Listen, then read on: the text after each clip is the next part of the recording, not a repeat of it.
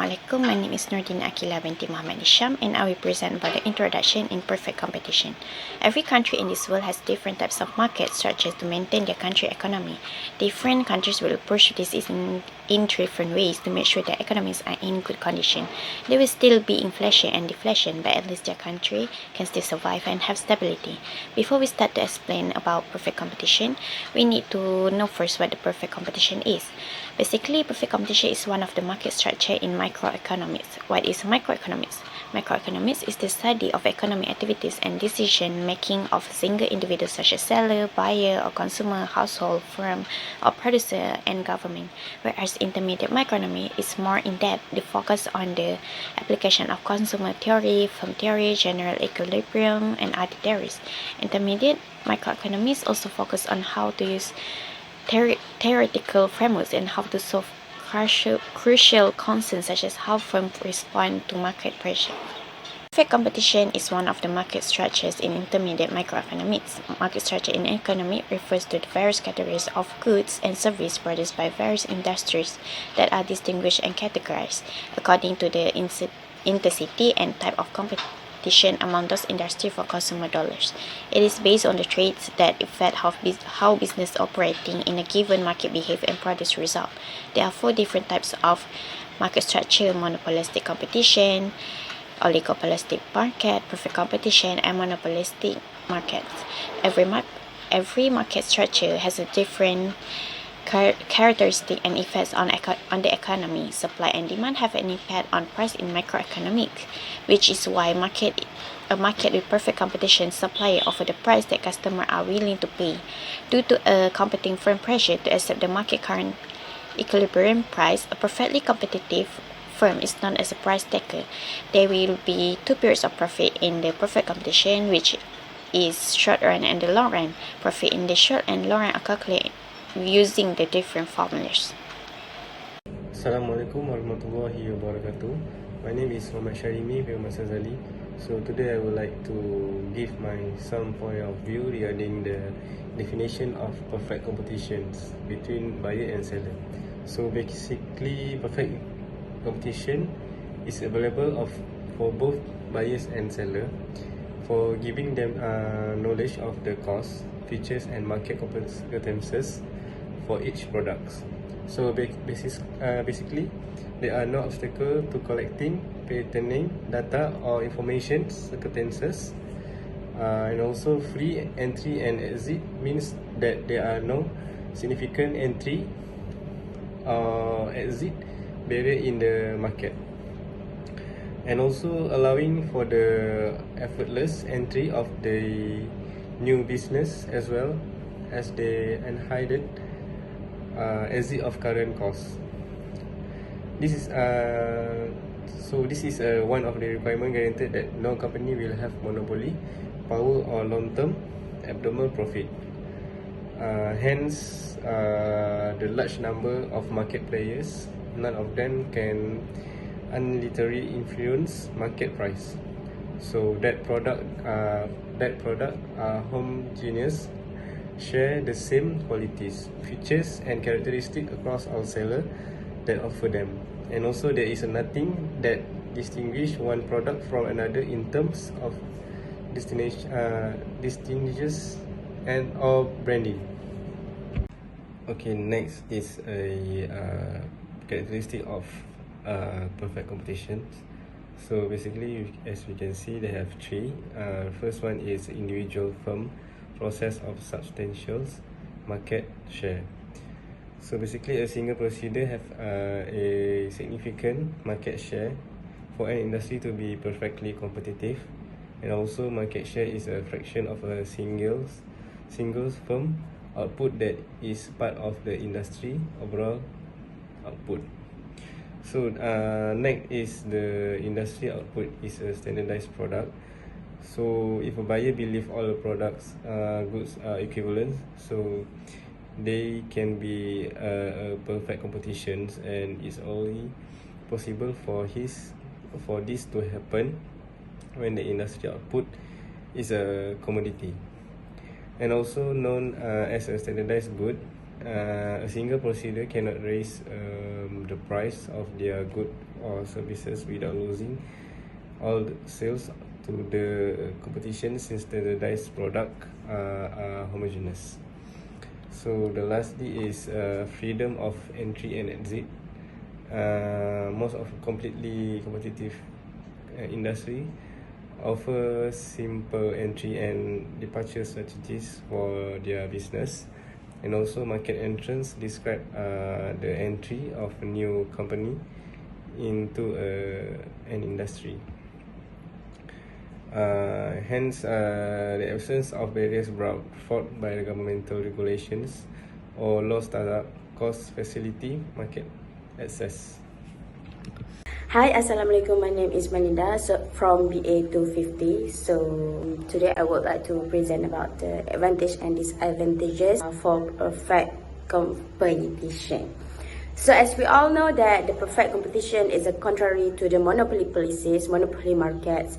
There are few advantages to perfect competition, which is including extremely few obstacles to entry and exit. So barriers to entry are minimal in perfect competition markets. This may give customers and the entire business sector can reap the benefits.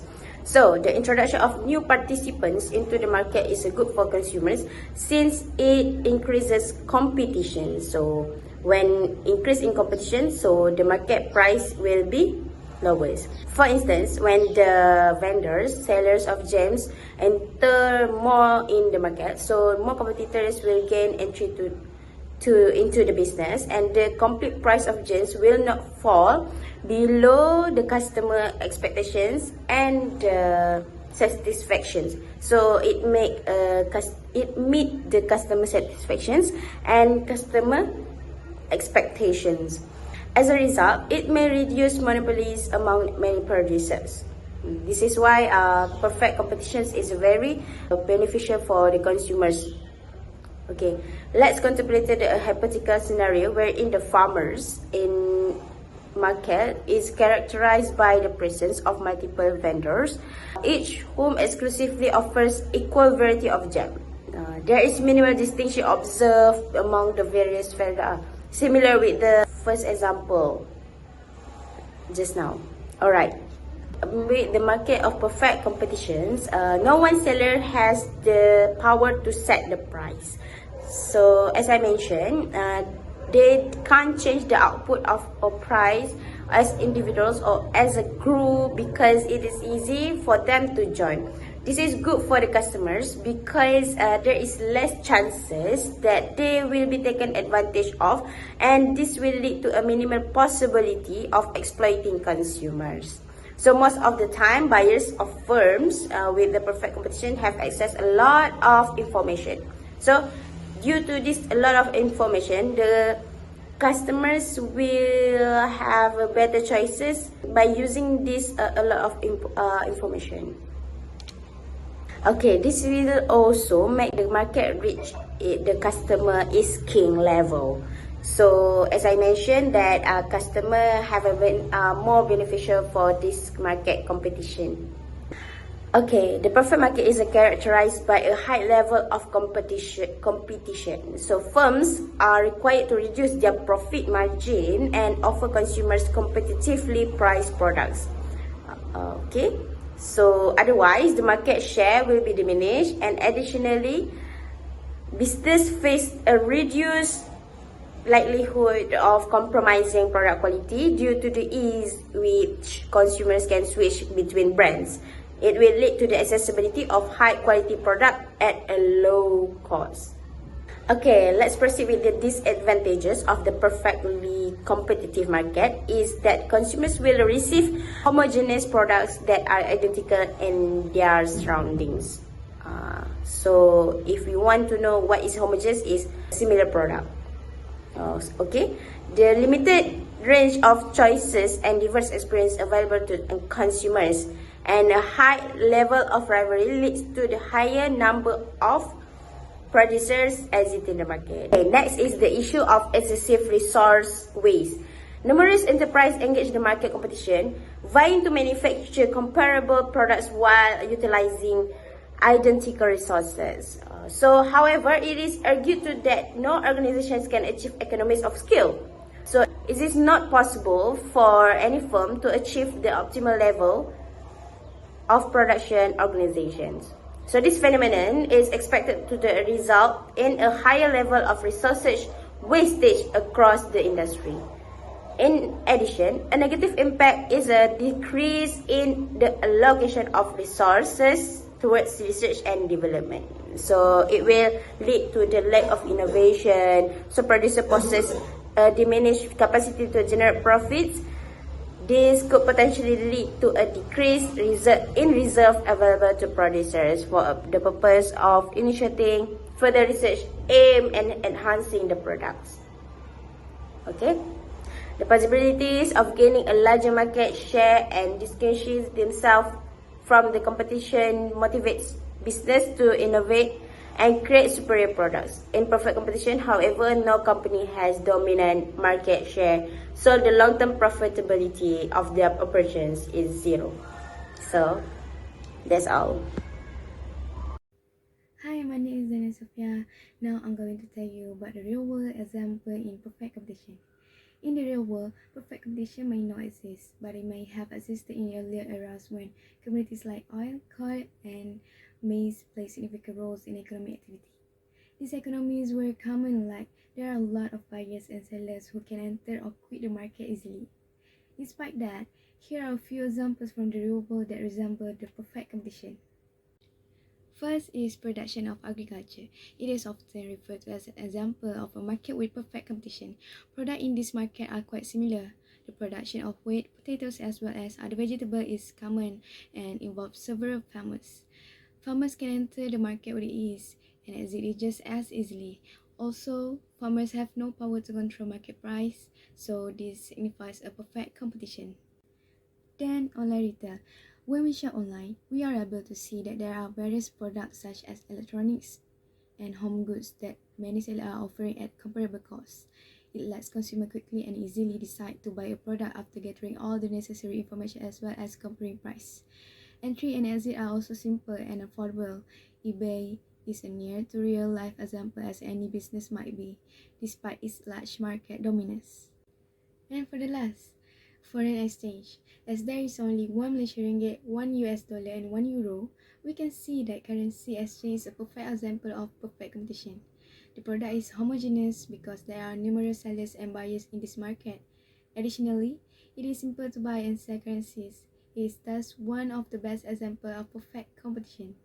In conclusion, when assessing the level of competition in other market structures such as oligopolies, etc., perfect competition characteristics are extremely helpful. In a perfect market structure, all producers and consumers have complete and symmetrical information and there are no transaction costs. In this type of environment, a sizable number of producers and consumers are in competition with one another.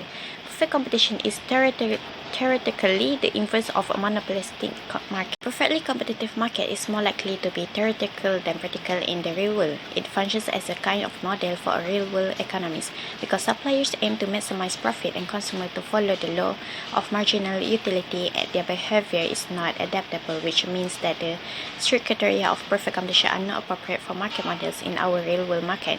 Regarding the perfect competition market theory in this case, the majority of authorities come to the conclusion that none of its components could be sustained and constant under the circumstances of real-world economies. When economies start to establish business relationships with other economies, some of the failures described for the perfect competition market will occur regardless of how developed those economies are. Additionally, the concept of perfect competition refers to a hypothetical market scenario in which all customers have access to the same goods and information. All businesses must provide the lowest possible price in this type of economy, or as they run to the risk of being undercut by rivals. Perfect competition is useful for eliminating how economic actors act in a free market. Despite the fact that it is only a theoretical model, compared to other market structures, perfectly competitive markets are more effective market structures. Sellers are not prohibited from overcharging in a perfect market because supply and demand determine product prices. and economy is allocative and productive efficiency, which result from a perfect market. Among other advantages, perfect markets shield customers from exploitation, spur business from paying for advertising, and let business enter and leave the market whenever it suits them.